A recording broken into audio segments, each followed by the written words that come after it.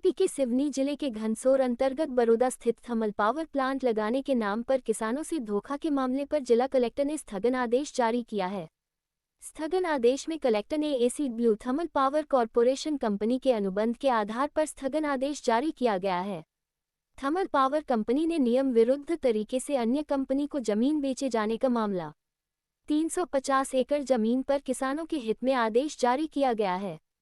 जिला कलेक्टर संस्कृति जैन ने जारी किया आदेश। आपको बता दें कि थर्मल पावर प्लांट लगाने के नाम पर किसानों से धोखा देने पर पीड़ित किसान सहित जनपद पंचायत अध्यक्ष, उपाध्यक्ष और जनपद सदस्य द्वारा कलेक्टरेट पहुंच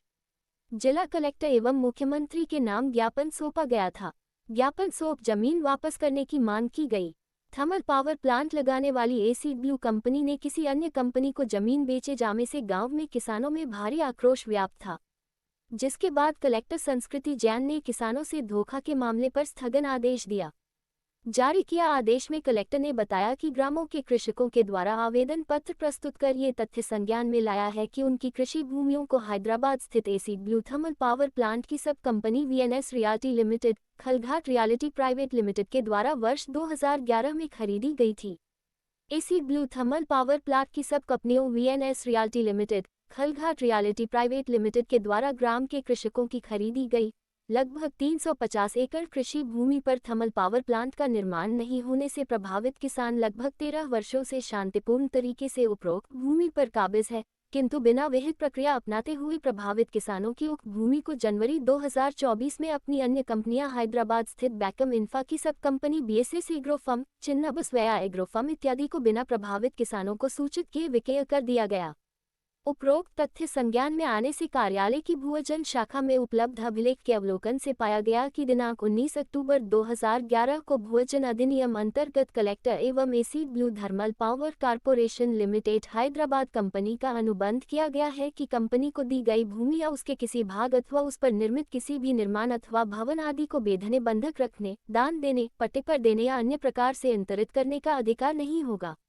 उपरोक्त तथ्यों के आधार पर प्रशासनिक दृष्टि से तत्समय की निजी भूमि ग्राम बरौदा माल की भूमि के कब्जे को लेकर तत्काल प्रभाव से रोक लगाई जाती है। सर्व संबंधितों को निर्देशित किया जाता है कि उपरोक्त भूमियों की स्वत्व संबंधी दस्तावेज या शासन की स्वीकृति यदि उपलब्ध हो न्यायालय कलेक्टर सिवनी में प्रस्तुत कर सकते हैं। आदेश तत्काल प्रभाव से प्रभावशील होगा। आज के 11 साल पहले ग्राम बरौदा में SCW एक कंपनी आई थी जिसने किसानों से थर्मल पावर प्लांट लगाने के लिए ज़मीन क्रय विक्रय की। तो उस पर उसकी जो संयुक्त कंपनियां थी 6 और 7 में, उनके साथ संयुक्त मिलके उन्होंने ज़मीन खरीदा था पावर प्लांट लगाने के उद्देश्य से। तो किसानों के बीच में और उनके बीच में एक बैठक हुई, उस पर यह तय हुआ कि अभी 3.5 लाख रुपए एकड़ से हम ज़मीन खरीदेंगे और जब हम यहाँ कंपनी लगाएंगे तो आपको पुनर्वास नीति के तहत उसके जो भी फायदे हैं वो ग्रामवासियों को मिलेंगे, जो भी जनहितैषी कार्य है। अब SCW कंपनी और उसकी संयुक्त 6 कंपनियों ने जो ज़मीन खरीदा था,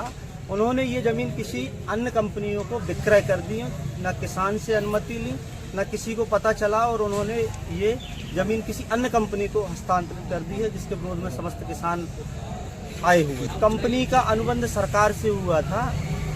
सरकार पे कंपनी ने आवेदन किया था, उसके तहत उन्होंने जो भी कंपनी लगाने के लिए कार्रवाई होती है तो माननीय कलेक्टर ऑफिस से उन्होंने जो भी प्रोसेस होती है भूमि अधिग्रहण की, वो सारी प्रोसेस की थी, जिसके दस्तावेज हमारे पास उपलब्ध हैं, जो हमारे